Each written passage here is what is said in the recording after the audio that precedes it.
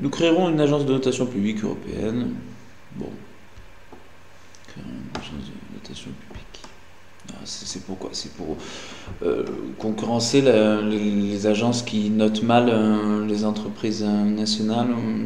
En même temps, c'est les agences qui notent mal. Elles ont des raisons de le faire. Il y a des indicateurs. Bon, alors vous le savez, quand un pays ne gère pas bien ses deniers publics, quand les placements sont hasardeux justement, quand les banques jeu spéculateur et pas le jeu de la rationalité économique, ou en tout cas de la bonne coordination entre l'économie réelle et l'économie financière, ils sont mal perçus, ils sont mal notés. Alors là, c'est quoi? Bon. Pour que l'Europe, troisième point, pour que l'Europe puisse avancer, nous proposerons à nos partenaires d'émettre des emprunts européens, eurobonds, afin de financer les investissements du futur. Réseau de transport d'énergie, réseau numérique, biotechnologie, et les champions industriels de demain. Les emprunts européens. Alors, ça aussi, c'est un projet un peu classique. À droite aussi, ils en parlent un peu partout. D'accord, des emprunts. Mais c'est encore des emprunts, c'est encore de la dette européenne. Alors, bon, le financement de la dette européenne. Comment il s'effectue? Est-ce que c'est européen au plan communautaire, Union européenne, ou des emprunts européens, distinction d'emprunt, distinction régionale ou politique, ou institutionnelle? Parce que si c'est institutionnel, on le sait, le budget de l'Europe, 1% du PIB, ça pèse pas grand-chose. Les ressources propres, droits de douane, etc., sont limitées. Non, financer les emprunts, sinon, c'est quoi? C'est envoyer les patates brûlantes. Bon, sinon, bien sûr, les investissements du futur, l'énergie, le numérique, la biotechnologie, c'est d'accord. Quatrièmement, pour l'emploi des jeunes, nous créerons 300 000 emplois d'avenir dans le domaine de l'innovation environnementale et sociale. On le sait, l'environnement, c'est l'avenir, à condition de bien s'y prendre. Social, bon, c'est le passé, le présent et le futur. Le social, pour l'emploi des jeunes, donc les emplois d'avenir. Bon, des emplois jeunes, quoi. Des emplois à court terme, des CDD, des emplois précaires, des emplois durables, enfin, à vocation durable. Comment? Parce que c'est le souci des programmes, et ça pour tous les partis, dans tous les pays du monde, toutes les élections, c'est que c'est pas présenté comme un bilan, c'est l'emploi ressources, vous le savez, sans faire de compta, en gros, actif-passif, on finance les emplois, les mesures, les projets. Il n'y a pas les deux colonnes, il n'y a qu'une colonne, il n'y a que les objectifs, les buts. La colonne de financement, ressources, je ne sais pas. Alors, comment? Créer. D'accord. On veut bien en croire. Créer. Pour protéger les salariés, bon, c'est qu'il y a eu notamment sous l'ère Jospin, des emplois qui ont été créés, certes, mais bon, ça n'a pas abouti à redresser significativement l'emploi des jeunes, et réduire le chômage à terme, à moyen terme et long terme. Bon, pour protéger les salariés, nous créerons, cinquièmement, donc, une sécurité sociale professionnelle. Ça aussi, c'est un concept qui est de plus en plus en vogue, enfin depuis 5-6 ans déjà. Matérialisé par un compte temps formation, permettant à chacun de reprendre des études, de réaliser un projet personnel. C'est dans l'optique de l'accompagnement. L'accompagnement dans le cadre du parcours professionnel individuel. Réaliser un projet personnel, c'est parce que vous savez bien, il y a de plus en plus la vie active est rompue. Il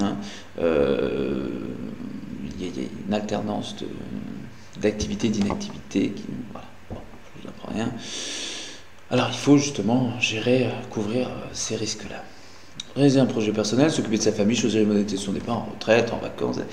Nous dissuaderons les licenciements boursiers par des pénalités financières pour les entreprises qui en même temps versent des dividendes à leurs actionnaires. Alors, toujours l'objectif, toujours l'obsession, c'est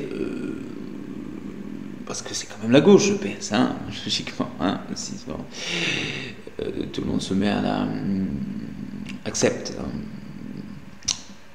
de fait les règles contingentes de la mondialisation, toujours, hein, derrière tout ça quand même, bon, l'ancienne, hein, de réduire un peu la marge de manœuvre des capitalistes, du capital. Voilà. Alors voilà, c'est pas bien. Alors les licenciements boursiers, ça se comprend, hein. Donc réduire les licenciements, voilà, lutter contre l'instabilité, la précarité. Bon, alors la justice sociale. Normalement la gauche, le PS, ça s'incarnait la justice sociale. Alors, la justice du travail. La justice sociale. Dans la justice sociale, il y a défendre, sauvegarder les droits des salariés. Tu vois ? Bon. Alors est-ce que ça dissuadera vraiment les licenciements ? Ces pénalités financières. Encore faut-il prouver que c'était des licenciements boursiers, une autre variante des licenciements économiques. Bon, on sait que les entrepreneurs sont rusés. Bon. Voilà. Sixièmement, pour protéger les intérêts de l'Europe de ce savoir-faire serré dans la mondialisation, pour mieux réguler le commerce, nous agirons pour augmenter les droits de douane sur les produits provenant de pays ne respectant pas les normes internationales en matière sociale, sanitaire, environnementale. Paf. Contraignant, contingent, sanctions. Alors, sur fond de protectionnisme, on a compris, hein, pour augmenter les droits de douane. Profiter, c'est-à-dire de prétexter du non-respect de normes sociales, sanitaires, etc., nouvelle contingence de plus en plus exigeante environnementale, pour, ma foi, récupérer des deniers censés rétablir un peu un équilibre, la balance des paiements, enfin, essayer de compenser le déficit commercial. Ouais. C'est un peu un prétexte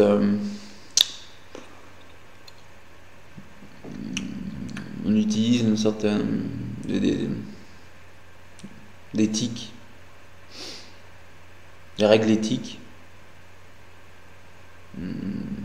à des fins comptables. Bon. C'est ce que je disais, en fait, de toute façon, à un moment, on finit par... plus constater un vrai clivage entre la gauche et la droite, parce que ça, ce système-là, joue un petit peu sur les principes, les règles de fonctionnement, les règles du jeu, et pour finalement espérer récupérer quelques deniers, c'est plutôt une logique de droite. Bon, ça. Pour réduire l'endettement de la France, c'est rien, la droite, elle aussi essaie de faire du social. La gauche peut faire du malicieux, bon, entre guillemets. Bon. Pour réduire l'endettement de la France, nous affecterons à la réduction de la dette la moitié des marges financières que nous dégageons. Alors voilà, là encore, je place dans la catégorie vœux pieux. Vous allez me dire, là c'est le but. Bien, je suis un peu... Je pinaille. Oui et non. Réduire l'endettement de la France, très bien, je sais. Déficit abyssaux, endettement, puis c'est toujours la France qu'on donne. Enfin, depuis les deux crises des 70, vous savez bien. 73, 79. Bon. Et là, les intérêts de la dette qui ne font que s'accumuler. Alors, parce qu'il n'y a pas assez de croissance, il n'y a pas assez de rentabilité.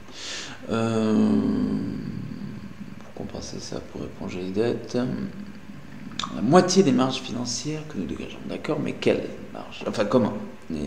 Est-ce qu'on est sûr d'obtenir beaucoup de marges financières ? Dans quel secteur ? Les secteurs porteurs. Enfin bon, concrètement. Pas l'Allemagne, hein. On n'a pas des secteurs non plus qui fonctionnent du feu de Dieu. y en a quand même. Euh, comment dire, les NTIC, ça fonctionne toujours à peu près partout bien maintenant, hein. Même dans les pays en développement, beaucoup dans les pays en voie de développement. On imagine bien dans les pays développés, mais enfin bon. Ça fait un petit peu déclaration de bonne intention, hein. Bon. Ben voilà, on a vu 7 points déjà. Et suite plus tard.